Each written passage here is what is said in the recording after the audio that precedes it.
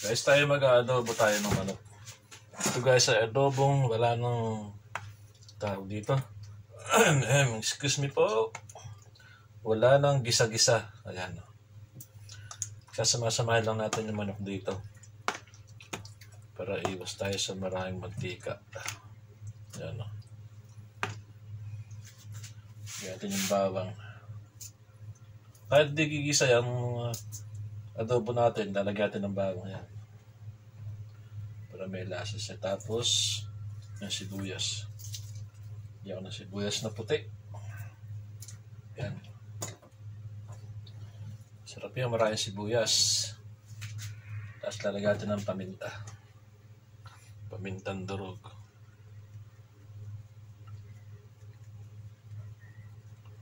Yan. May pamintang durog yan, pero gusto ko lalagyan ko pa rin pamintang buo. Para mas malasa siya. Tapos lagyan natin ang bechin para malasa. Yun. Adobong hindi na ginigisa yan. Kung lang yan. Papakulang ko lang. Lagyan natin ng toyo.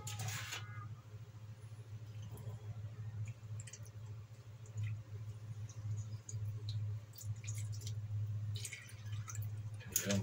Ano yun? Tapos, hindi mawawala ito suka. Paubos niya suka ko ba? Ito na suka. Ayan, para hindi masyadong same. So ngayon, pasalang natin yan. Dahil guys, na ninakaw yung aking tangke ng gasol ko, ninakaw. Dito lang tayo magluluto. Kahit medyo mahina siya, dyan na lang. Natin pakukulaan na.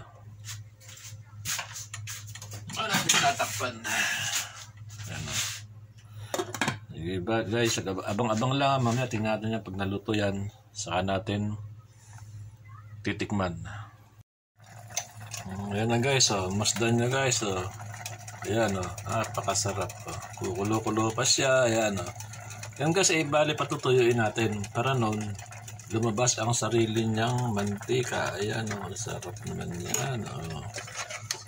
Pero yan pwede na luto na rin lang. Ayan medyo biyak na yung hita Pero mas gusto ko yung medyo buwasan pa ng konti yung sabaw para kung siya mas malasa siya. So, titikman na natin kasi tingin ko parang okay na rin Yan siya ba?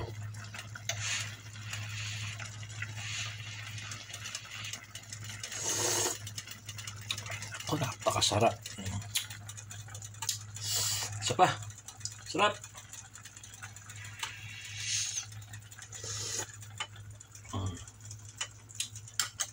Ayos